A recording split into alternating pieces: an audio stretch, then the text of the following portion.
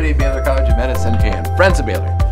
You may be wondering why I'm wearing my Mr. Rogers sweater. It's because we had a little bit of weather event. Ton of rain, a tornado, blew out a banana tree. Anyway, so I'm wearing my Mr. Rogers sweater. Welcome to our neighborhood, Baylor College of Medicine. So let's talk a little bit about what's going on, and we're going to finish with some information on this MISC, inflammatory syndrome in children. We have a very special guest. So first of all, not much has changed in the world, actually. It's pretty much the same. Japan, big spike is now coming down. Here's the heat map in the world. It's really kind of fascinating. Japan, Taiwan, Hong Kong, still the highest. For the first time, China actually has some data, but I'm sure it's incorrect. I mean, the hot spot in the world is actually China right now, although they're not really reporting it. In the U.S., the good news is it's subtle, but you can see what we were in November, almost nothing in the southeast. Started getting more cases in early January, but if you look, it's subtle, but it's coming down in the southeast in our region. And nationally, the trends are very positive. If you look, case numbers are flat. Hospitalizations are coming way down. You can see that both in the overall population as well as in the over 70. And as I've said many times, death is the lagging indicator, but it too is beginning to come down, just slightly, but coming down. Here in Texas, our friends in Tippecanoe County are just killing it. They're doing great. They're low risk. They had no admissions last 7 days. Harris County is moderate risk, but we're actually still we're coming down. So our case rate per 100,000 is 78, down from 107. Our hospitalizations are down, so that looks good. And the TMC, which we love the TMC because they have the best data. By the way, my friends in the Northeast asked me, we're not from Texas, but we have the best data here, so it's good to kind of follow the trends here. The positivity rate has really dropped for the people in the hospitals. It's down to 8%. Remember, it was 11% last week. Hospitalizations are down. You can see hospitalizations are coming down. And as we all now know, wastewater, which is the best indicator, is finally coming down in our region. And it's coming down nationally. So, you know, when you watch the news, actually, I do watch the news. I get depressed all the time. But, you know, it sounds like, oh, my God, things are terrible because this XBB, 1.5 is taking over. Or it is taking over, but it's a lot slower. I mean, if you look at, this is in blue, XBB is the predominant strain variant in the Northeast. And I like to show our buckyballs. This was last week.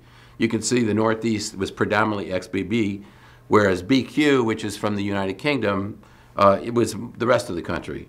And you can see just these blue beginning to expand in the Southeast and Texas and Midwest. So it's moving from the Northeast to the West. But it's moving pretty slowly, actually. It's not all that bad. So, when you look at the data nationally, numbers are improving, even though this variant is getting better. And the only reason I can think of why things are getting better is we have, a lot of immunity in the country because of either vaccination or getting the disease. So, lots of interesting vaccine updates. One of the most interesting one is our good friend Eric Topol, who was one of our graduation speakers and is head of Scripps. Did a really nice presentation. He looked at all 10 studies that look at the bivalent vaccine, because a lot of people have been asking, is the bivalent vaccine really better? And what he took all 10 studies and he sort of compiled the data, and basically 7 of 10 of the studies show a significant benefit on an immune basis for the bivalent vaccine. So the bivalent vaccine, and it seems to be perfectly fine for XBB, all the more reason why you should get your bivalent booster. And not enough people are getting it, but it seems to be very, very good. And there was another study by the CDC that looked among patients over the age of 65. The bivalent booster provided 73% additional protection against COVID-19 when compared to the monovalent vaccine. So more and more data, the bivalent vaccine is better. It makes sense. We probably will need a trivalent at some day, maybe even a quadrivalent like the flu. But it's very effective. Interestingly enough, our good friends at the FDA beginning to think maybe they should change their stand on boosters. So right now, you have to get your first set of vaccines, which is the monovalent, to be eligible for the bivalent. And it's pretty obvious the bivalent is going to be better. So it seems likely like they will probably move to allowing you to just go ahead and get the bivalent as a primary vaccination. They haven't moved to that yet, but they're thinking about it. And then the other thing that I don't understand is they're already talking about moving it to an annual vaccine, a little bit like the flu, and kind of looking like we do with the flu, what the variants are, and creating a vaccine specific for those. That sounds great, but the data don't support that, because right now, if you look, our immunity only lasts for about 6 to 8 months. So we'll see. They're throwing it out there. I think the reason they want to is people are so confused by the vaccine recommendations. I think it's really a messaging thing. We'll follow it, and I'll let you know if the data support it. But they're talking about it right now without a lot of data. Now, the biggest problem, of course, is if you look at how are we doing on bivalent boosters, we're doing terrible as a country.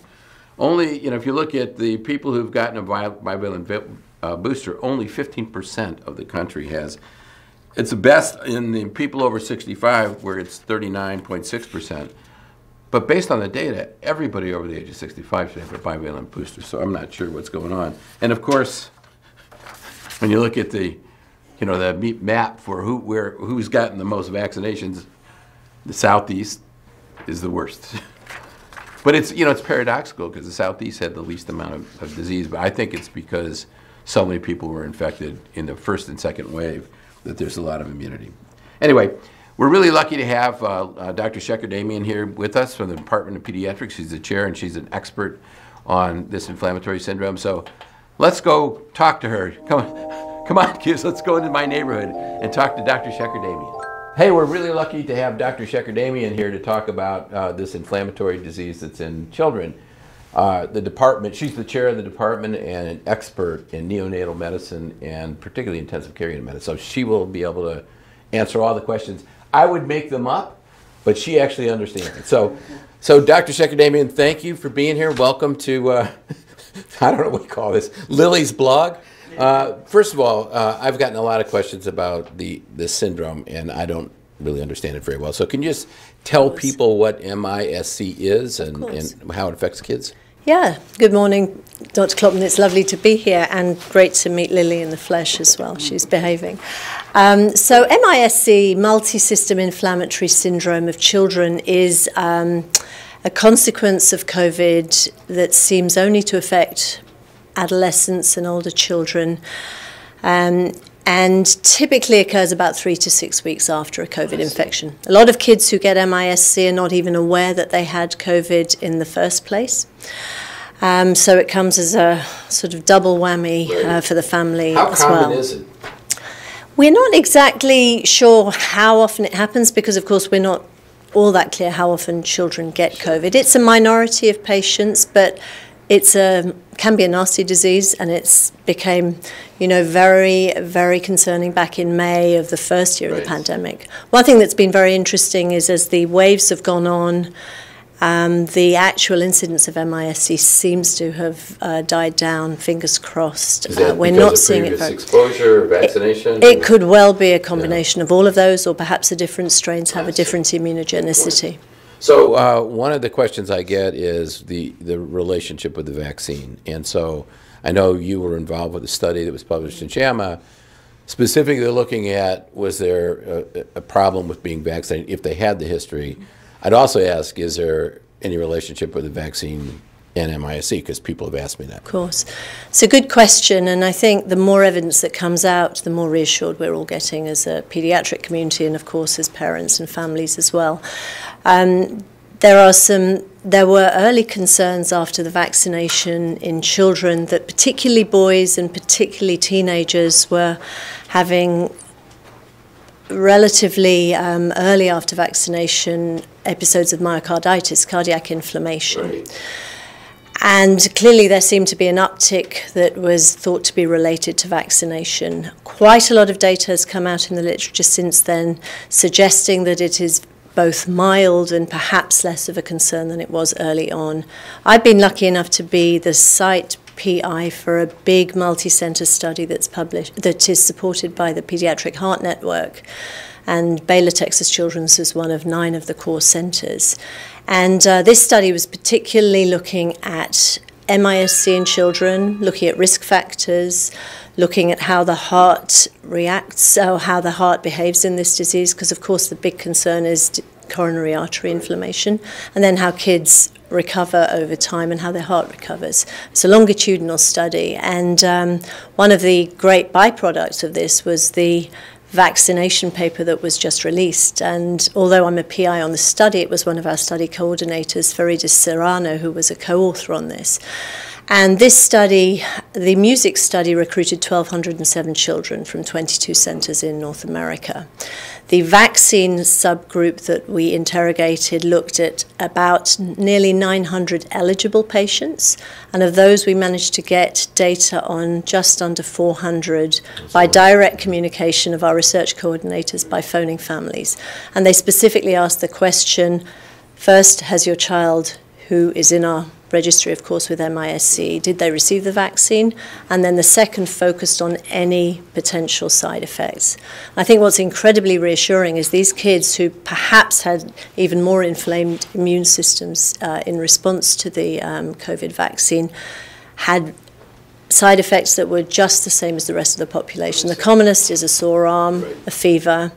Only 4 out of the 190 or so that we have data on had actually asked seen their physician or spoken to them on the phone. That was no admissions, no myocarditis, and no worrying. So the question I get asked most, of course, based on the issue of there was the early concern that myocarditis with the vaccine, but also that COVID causes a significant amount of myocarditis. What would you recommend to parents about should they get their kids vaccinated? Absolutely.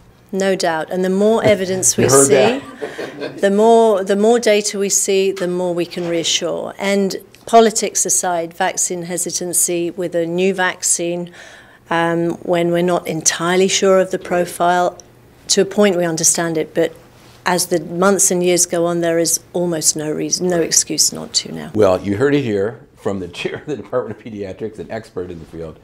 Get your kids vaccinated. Anyway, Dr. Shekerdemian, thank you so much for being here. We really appreciate Thank you so much. taking the time. Thanks so much. You. Thanks a lot. Okay. And I want to finish today with a bunch of shout-outs. First of all, congratulations to Barbara Troutner, who has been elected to the American Society of Clinical Investigators. In the greater scheme of life, this is a big deal for scientists. This is really acknowledges great physician scientists, particularly young emerging stars. She is a professor of medicine in the section of health services research and director of clinical research in the Department of Surgery at Baylor. She's also an investigator at the Center for Innovation in Quality, Effectiveness, and Safety at the DeMakey VA Medical Center. Great honor. Congratulations, Dr. Troutner. Also, it's hard to believe this is the 50th anniversary for the Department of Molecular and Cell Biology. It was established by our own Bert O'Malley, the chancellor.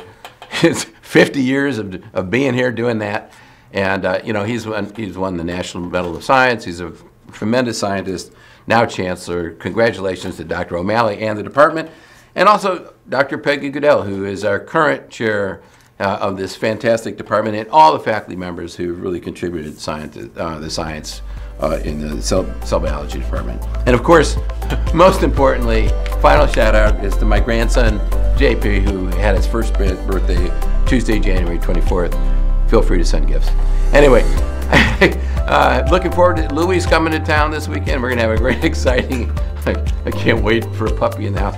Anyway, have a great weekend, and I can't wait to see you next week.